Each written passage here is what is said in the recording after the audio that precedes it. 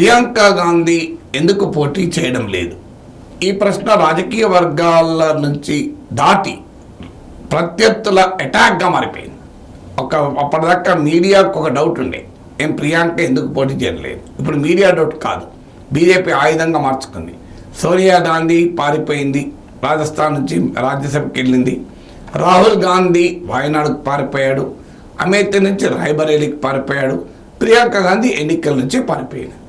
So Gandhi కుటుంబం డర్కే వెళ్ళిపోయింది, భయపడి పారిపోయింది అన్నది మోడీ పెద్ద ఎత్తున అటాక్ మొదలుపెట్టారు.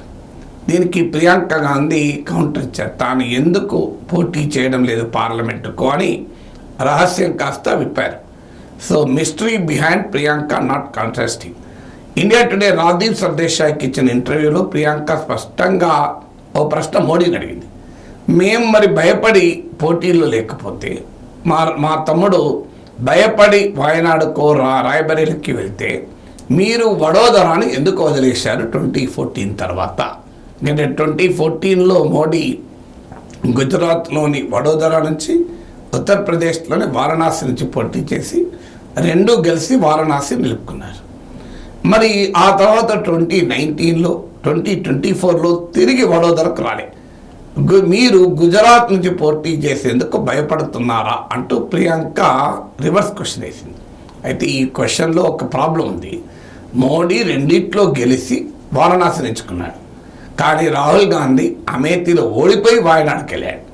అమేథీ నుంచి ఓడిపోయి ఇప్పుడు పోటీ చేయలేదు. ఈ రెండింటి మీద తేడా ఉంది. మోడీ ఏమో వడోదరలో గెలిచి పోటీ చేయలేదు, రాహుల్ గాంధీ అమేథీలో ఓడి పోటీ చేయడం లేదు.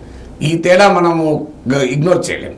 ఇక ప్రియాంక గాంధీ ఎందుకు పోటీ చేయడం లేదంటే ఆమె చెప్పింది ఏంటంటే, మా ఇద్దరము నేను రాహుల్ పోటీ చేస్తే కాంగ్రెస్ పార్టీకి దేశమంతా తిరిగి ప్రచారం చేయాల్సిన అవసరం ఉంటుంది. ఒకసారి ఎంపీగా పోటీ చేస్తే కనీసం 15 రోజులైనా ఆ నియోజకవర్గంలోనే కేంద్రీకరించి పనిచేయాలి.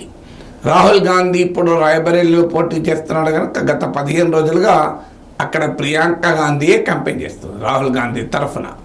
సో రాహుల్ గాంధీ దేశమంతటా ప్రచారం చేస్తుంటే రాయ్బరేలీలో ఆయన తరఫున ప్రియాంక పనిచేస్తుంది.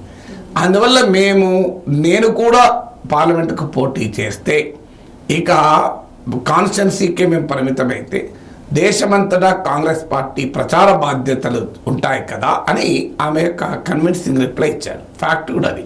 ఎందుకంటే ఇద్దరు కాన్స్టిట్యున్సీ లెవెల్కి కన్ఫైన్ అయితే మోడీకి ఉన్న లగ్జరీ గాంధీ కుటుంబానికి ఉండదు. ఎందుకంటే మోడీ కంటే పార్టీ ఆర్గనైజేషన్ చాలా బలంగా ఉంది. నార్మల్ నియోజకవర్గాల్లో కూడా అభ్యర్థి కేవలం ప్రచారమే చూసుకుంటాడు. బూత్ మేనేజ్మెంట్లు, క్యాడర్ మేనేజ్మెంట్లు ఇవన్నీ కూడా పార్టీ ఆర్గనైజేషన్ సంఘటనే చూసుకుంటుంది. దీనికి తోడు ఆర్ఎస్ఎస్ ఉంటుంది. సో కాంగ్రెస్ కా లగ్జరీ లేదు. అందుకే ఆ కాంగ్రెస్ పార్టీ నాయకులు ఆ కాన్స్టిట్యున్సీకి పరిమితమైతే దేశమంతా ప్రచారం కూడా ఇంపార్టెంట్ అవుతుంది. ఆల్రెడీ లాస్ట్ ఎలక్షన్లో అమేథీ ఓడిపోయి ఉన్నారు. యూపీ బీజేపీకి బలమైన క్షేత్రంలో పోటీ చేయాలి. సో అలాంటి పరిస్థితుల్లో బహుశా ప్రియాంక ప్రచారాన్ని నిమిత్తం పోటీకి దూరంగా ఉండాలని నిర్ణయించుకోవచ్చు. అయితే భవిష్యత్తులో పోటీ చేయదా? ఆమె చాలా క్లియర్గా ఇండికేషన్ ఇచ్చారు. నేను ఎప్పుడు పార్లమెంటేరియన్గా కావాలని కోరుకోలేదు, పార్టీ ఇచ్చిన బాధ్యత మాత్రమే నిర్వర్తిస్తాను. ఇది నార్మల్ ఎవరీ పొలిటీషియన్ స్టేట్మెంట్.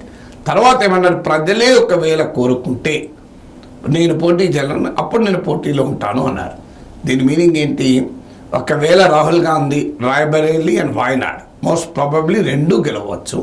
అమేథీలో ఉన్న ఛాలెంజ్ రాయ్బరేలీలో ఉండదు. సో 2 గెలిచినప్పుడు అందులో ఏదో ఒక సీటు ప్రియాంక గాంధీకి వదిలివేసే అవకాశం ఉంది. రాయ్బరేలీ రాహుల్ గాంధీ ఉంచుకొని వాయనాడ్ నుంచి ప్రియాంక పోటీ చేసే అవకాశాలు ఎక్కువ ఉన్నాయి. ఎందుకంటే మోడీని ఎదుర్కోవాలి, బీజేపీని ఎదుర్కోవాలంటే రాహుల్ గాంధీ రాయ్బరేలీని వదిలేస్తే మళ్ళీ తీవ్ర విమర్శ ఎదుర్కోవాల్సి ఉంటుంది. అందువల్ల బహుశా రాహుల్ గాంధీ రాయ్బరేలీకి కన్ఫైన్ అయ్యి వాయనాడ్లో ప్రియాంక నిలబెట్టేటువంటి అవకాశం ఉంటుంది. అందుకే వాయనాడ్ ఎన్నిక పూర్తయ్యేంత వరకు రాహుల్ గాంధీ కుటుంబం కానీ కాంగ్రెస్ పార్టీ కానీ తమ రాయ్బరేలీ ప్లాన్ చెప్పలేదు. అమేథీకి ఎలాగో వారి కుటుంబానికి సన్నిహితంగా ఉండే కిషోర్ లాల్ శర్మను పెట్టారు. గత 30 ఏళ్ళుగా అమేథీ రాయబరేలీ బాధ్యతలు సోనియా కుటుంబం తరఫున ఆయనే చూస్తున్నాడు కనుక గెలిచినా ఓడినా ఆయనే ఉంటాడు. ఇక రాయబరేలీ వాయనాలో ఒకటి ఖాళీ అవుతుంది కనుక అక్కడ నుంచి మోస్ట్ ప్రాబబ్లీ ప్రియాంక గాంధీ రంగంలో దిగుతారు.